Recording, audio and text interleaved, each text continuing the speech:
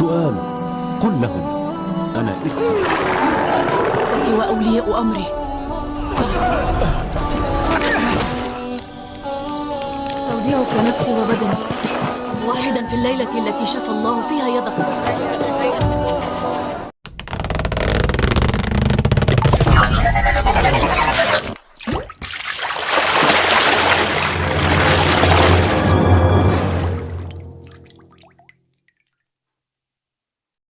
Setelah membuang Yusuf ke sumur, mereka semua sangat takut untuk pulang dan bertemu Nabi Yakub, hingga mereka pun terpaku dan bingung di ladang sampai malam.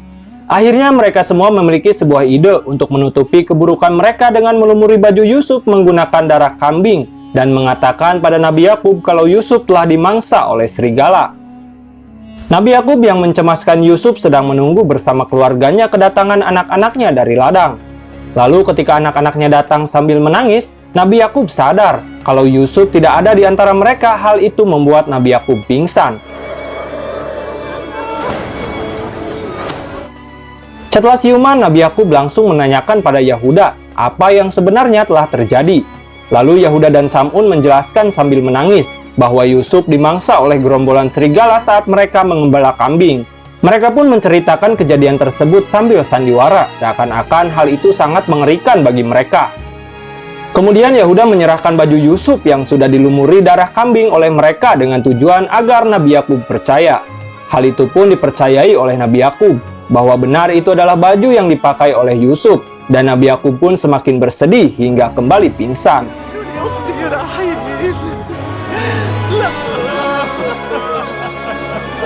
Tak lama kemudian Nabi Yakub pun sadar, dan beliau mulai curiga terhadap mereka semua kalau mereka telah mengarang cerita tentang Yusuf.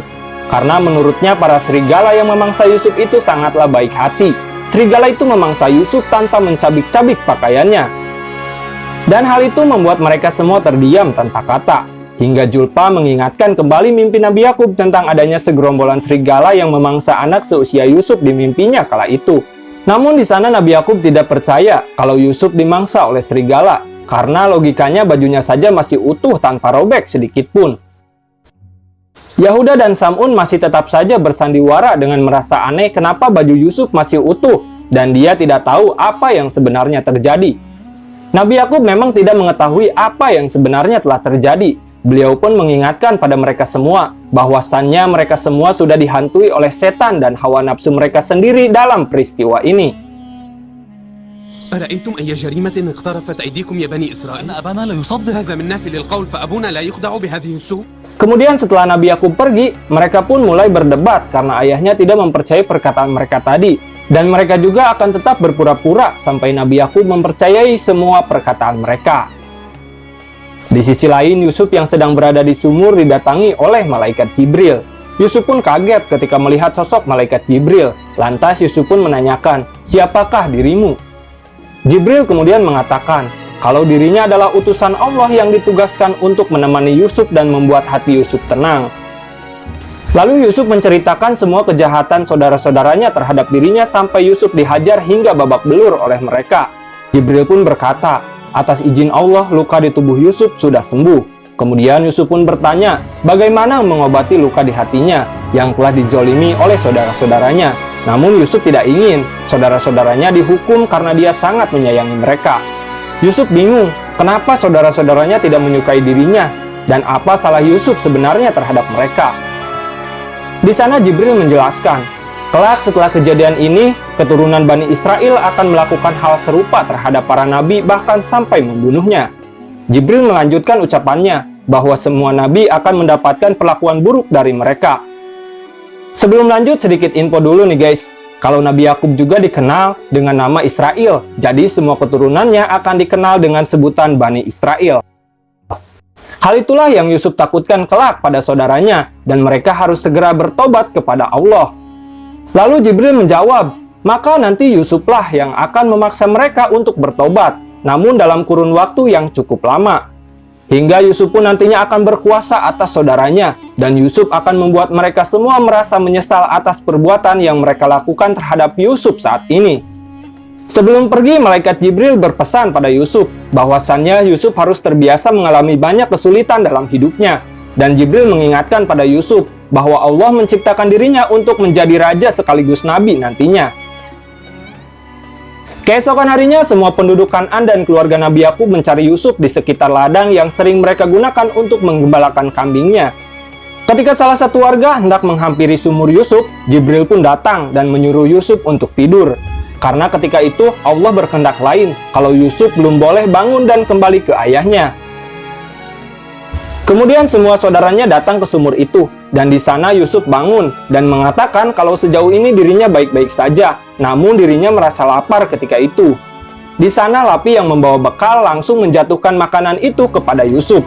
Lapi menceritakan kalau keadaan ayahnya sangatlah buruk. Ayahnya terus bersedih karena kehilangan Yusuf. Di sisi lain terlihat sekelompok khilafah atau pedagang sedang melintas di antara sumur Yusuf. Lalu badai pasir pun datang, hingga membuat para khilafah itu kehilangan arah untuk menuju Mesir. Dan pemimpin khilafah itu bernama Malik. Beliau memeluk agama Tauhid, karena dia merupakan cucu dari Nabi Ibrahim. Mereka pun berniat akan melanjutkan perjalanan menuju Mesir, namun mereka kehabisan air, dan hal itu mengharuskan mereka untuk mencari pasokan air terlebih dahulu. Saat khilafah itu mendekati sumur Yusuf, saudara-saudara Yusuf pun langsung bergegas untuk bersembunyi, karena mereka tidak ingin ketahuan keberadaannya oleh kelompok khilafah tersebut. Di sana Malik mengetahui kondisi air di sumur Yusuf yang rasanya asin dan tidak enak diminum, hingga mereka pun enggan untuk mengambil air di sumur tersebut.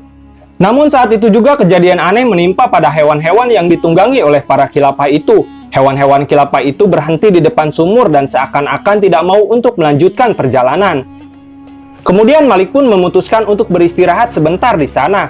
Salah satu teman Malik berpikiran kalau para hewan itu mencium bau air, karena hewan pada dasarnya tidak bisa membedakan air yang tawar dan yang asin.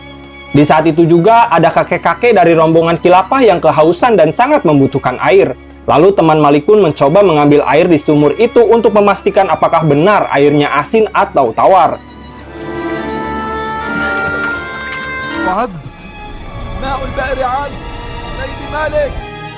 Dan atas izin Allah, air yang sebelumnya asin pun berubah menjadi tawar dan sangat menyegarkan. Mengetahui hal itu membuat Malik pun merasa aneh.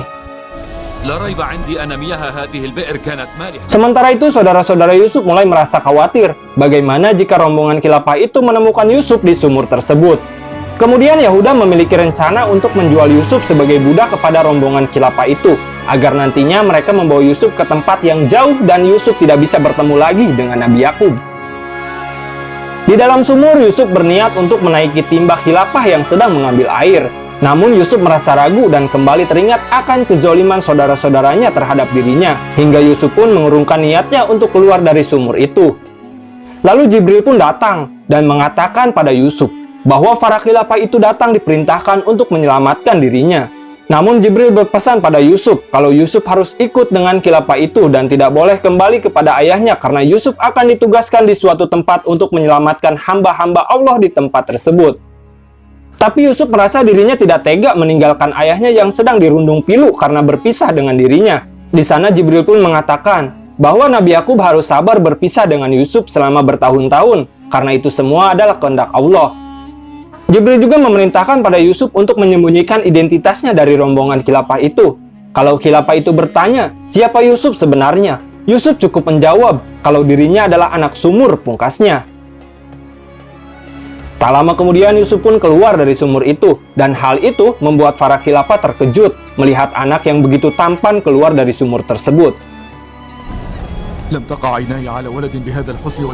Ketika saudara-saudara Yusuf melihat hal itu, kemudian mereka pun menghampiri para khilafah itu, dan saudara-saudaranya menyatakan kalau Yusuf adalah budak mereka yang kabur. Di sana saudara-saudaranya berniat untuk membawa Yusuf pulang ke rumahnya. Namun Yusuf ketika itu menyatakan kalau mereka semua telah membuang dirinya ke dalam sumur. Dan hal itu pun membuat Malik merasa iba terhadap Yusuf. Lantas Malik pun bertanya pada Yusuf, apakah benar Yusuf adalah budak mereka? Namun saat itu Yusuf hanya menjawab bahwasannya mereka punya kekuasaan atas dirinya dan mereka penanggung jawab terhadap urusannya. Dan Malik pun tidak mendapat jawaban atas penjelasan Yusuf, karena menurut Malik, jawaban dari Yusuf itu memiliki beberapa arti. Malik pun enggan mengembalikan Yusuf kepada mereka. Hal itu pun membuat Yahuda kesal dan berniat akan mengambil paksa Yusuf dari mereka. Namun Lapi langsung mencegah Yahuda dan melayangkan tawaran untuk menjual Yusuf kepada Malik. Di sana Malik pun merasa aneh terhadap mereka yang begitu cepat sekali berubah pikiran.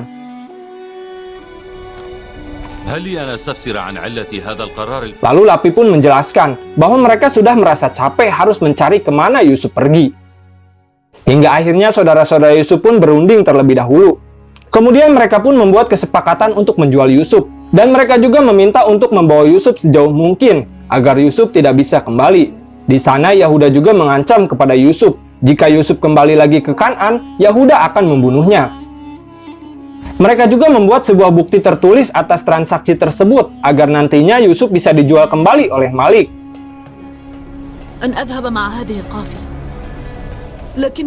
Sebelum Yusuf dibawa pergi oleh khilafah, Lapi mengatakan pada Yusuf kalau para khilafah itu lebih baik dari mereka, dan Lapi juga menyuruh Yusuf untuk pergi bersama para khilafah tersebut. Yusuf juga menegaskan pada Lapi kalau Yusuf harus ikut bersama para khilafah tersebut karena ini semua adalah kehendak Allah. Malah Yusuf lebih mengkhawatirkan Lapi serta saudara-saudaranya tidak diampuni oleh Allah. Lalu Yusuf juga meminta kepada Lapi untuk menjaga adiknya yaitu Benyamin. Kemudian Yusuf pun pergi bersama rombongan khilafah menuju Mesir. Setelah Yusuf pergi, salah satu dari saudaranya melihat dan memberitahu yang lain bahwa beberapa kambing telah dimangsa oleh gerombolan serigala. Hal itu pun membuat mereka saling menyalahkan satu sama lain. Lapi mengungkapkan ketika mereka menyakiti adiknya seperti serigala, mereka juga harus siap diserang oleh serigala. Yahuda yang muak mendengar semua ceramahan Lapi pun langsung menyerang hingga terjadi perkelahian antara Yahuda dan Lapi. Singkat cerita, Yusuf pun menghilang dari rombongan kafilah saat salah satu dari mereka yang ditugaskan untuk menjaga Yusuf, dia bernama Kitmir. Akhirnya Kitmir mencari Yusuf dan ternyata Yusuf sedang berada di makam ibunya yang kebetulan rombongan itu melintasi makam ibunya tersebut. Tak lama kemudian Kitmir menemukan Yusuf dan langsung memukul Yusuf karena Yusuf sudah membuat dirinya merasa cemas. Kitmir sangat marah kepada Yusuf karena dia mengingat perkataan para majikannya dulu bahwa Yusuf sering kabur dari mereka. Saat Kitmir akan memukul Yusuf lagi, tangannya langsung kaku dan dia merasa kesakitan.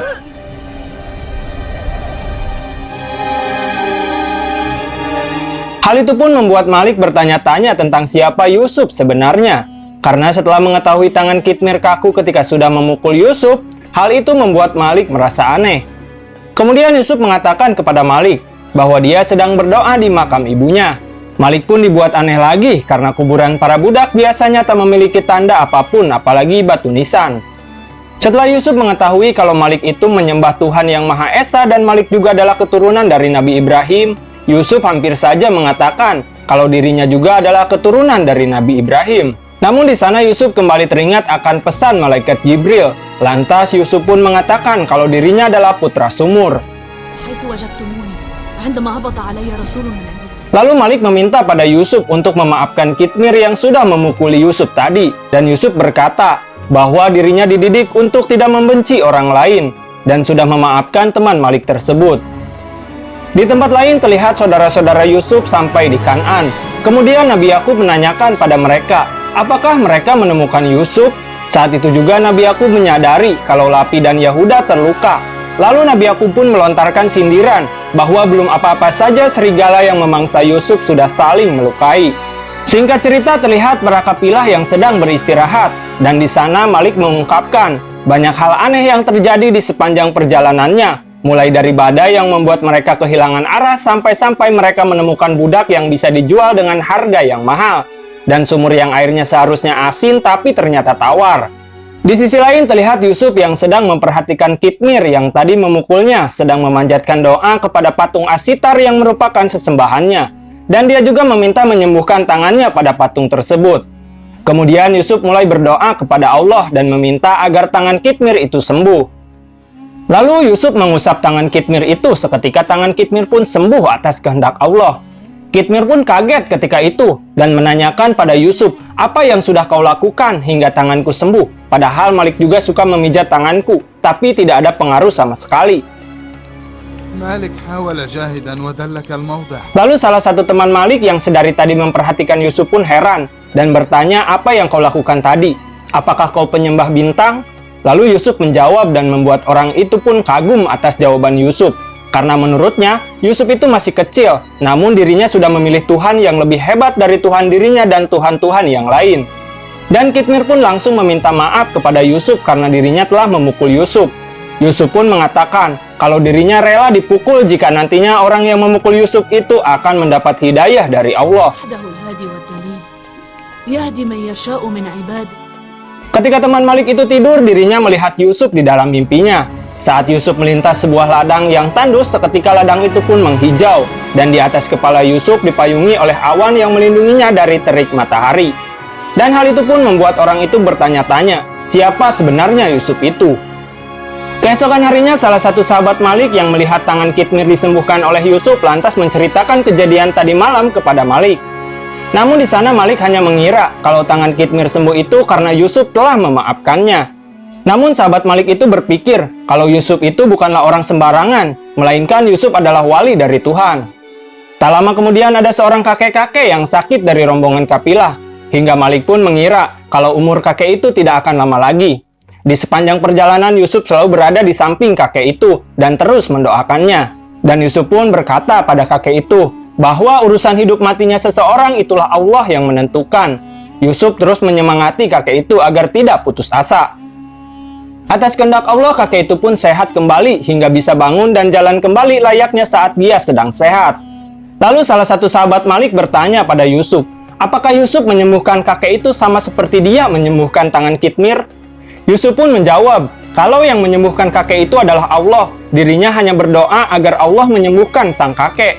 Dan hal itu pun membuat rombongan kafilah itu terkejut.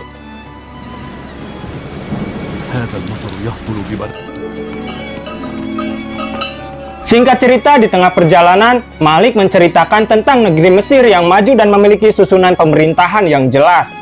Di sana Yusuf berdoa kepada Allah dan memasrahkan dirinya di negeri asing yang akan dia datangi saat itu.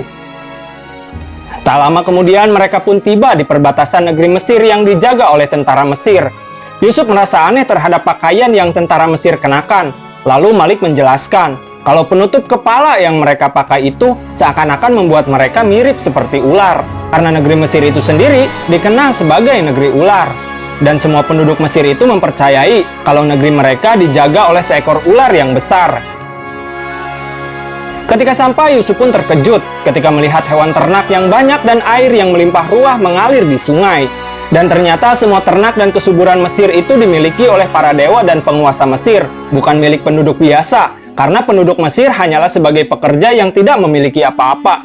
Lalu Yusuf di sana membandingkan dewa Mesir dengan Tuhannya, karena menurutnya Allah menciptakan segala sesuatu, tapi bukan untuk dirinya sendiri, berbeda dengan dewa Mesir.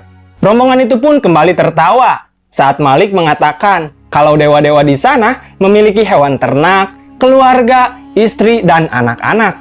Dan ternyata di Mesir orang yang berakidah tauhid adalah tindakan kriminal. Lantas di sana Malik berpesan kepada Yusuf agar jangan sekalipun membicarakan dewa Mesir, apalagi sampai menghinanya. Di sana Malik mengatakan pada salah satu temannya bahwa Yusuf akan segera dijual di pasar budak dan mereka akan mendapatkan keuntungan yang besar dari hasil penjualan tersebut. Tapi sahabatnya malah berpikir kalau sebaiknya mereka jangan menjual Yusuf. Rombongan kafilah itu pun tiba di kota Thebes, dan di sana Yusuf kembali terpana tatkala melihat keindahan kota tersebut.